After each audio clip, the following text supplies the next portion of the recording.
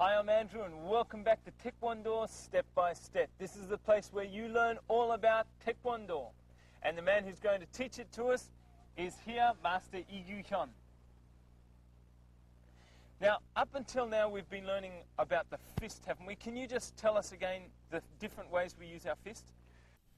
Yes. Yesterday, you learned about medjumok that is usually used in hitting. You can use it to hit the targets like the head and the forearms.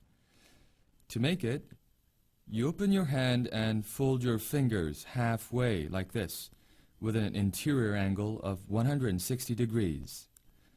The important thing about this jumok is that you have to tightly push the second joint of the forefinger with a thumb, very tightly. This jumok is used in hitting the area between the eyes or the windpipe. And then, we made a jumok with a middle finger protruding, which is called 밤주먹. This jumok can be identified by its sharp protruding part. This jumok is more damaging than others because the protruding part acts as a gimlet on the targeted areas, like the temple, throat, and side. And the last thing we talked about was the 집게 jumok. The area around second joints of the middle finger, the ring finger, and the little fingers are used in attacking, and the pincher created by the thumb and the forefinger is used to tear the target off. Now, but we've just been with the punching. We've usually learned just a straight punch. Are there any different ways that we can punch? That's a good question. There certainly are some variations in fist punching. You just asked an excellent question. Stand straight. Stand straight facing me. You learned to punch like this, right? Also, you can punch with your jumok in an upright position. Or you can hit the body with an upward motion between short distances. Thus, you can either punch inside out, upright, or upward. Right. Okay, so that's all about the fist. Now, how about the hand? Can you teach us something about the hand? Yes. 손, or a hand, refers to the state where the fingers are folded, no more than halfway. Thus, you shouldn't clench your fingers like this, like you do when you make a jumok. 손날, or the hand blade, is made by sticking the fingers, except for the thumb, together and folding only the last joints of those fingers. The thumb is placed onto the outside of the forefinger and is supposed to be pushed in forcefully toward the outside. Then the area between the joint of a little finger and the wrist are called 손날, and it is usually used for blocking fists and hitting. Like before, this one also has to make a line between the 등주먹 and the forearm. If your hand bends in any way, you can't exert a lot of force. Now let's watch the demonstrations. This is called 손날 막기, or a hand blocking.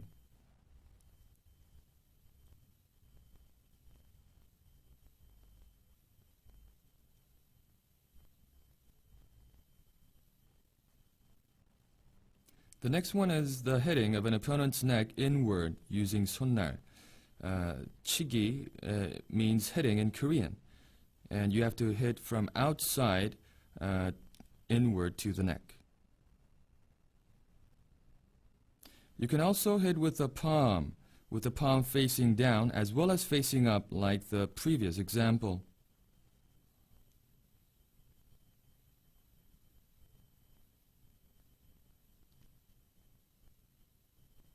Okay, now the last one they did was it was a neck strike, but what part of the neck are we supposed to do?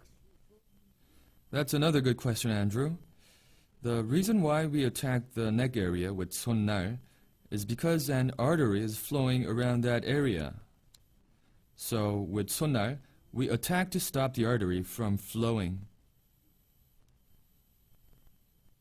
Okay, so what's the next thing you're going to teach us?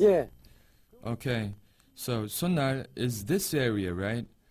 Now then, let me explain to you about the 손날 등.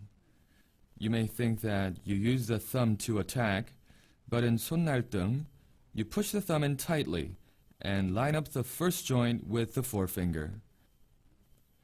So the first joint is what you use to attack.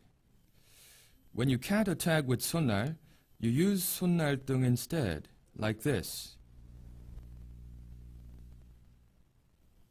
Now let's watch how one can use 손날등 to hit the temple. It is usually used on areas where 손날 can't be used. Next, 손날등 targets an area like the sternum where 손날 can be used. Oh, that'd definitely take my breath away. But now what's the next one you're going to teach us? Now, 손등, which means the back of a hand in Korean. You may think that we don't use the back of our hand at all, but in Taekwondo, we use it. When using 손등, you shouldn't try to create a form or to exert a lot of force. Do it lightly. How do you feel about getting hit this way? It won't do major damage, but it is useful as an emergency measure. You have to hit as if you're bouncing a ball, very lightly.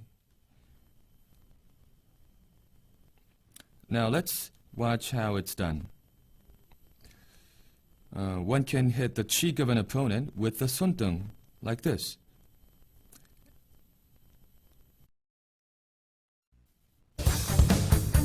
Today's point. Today we learnt about the 손날. Let's just practice now the 주먹 and the 손날 as we look at it from different angles.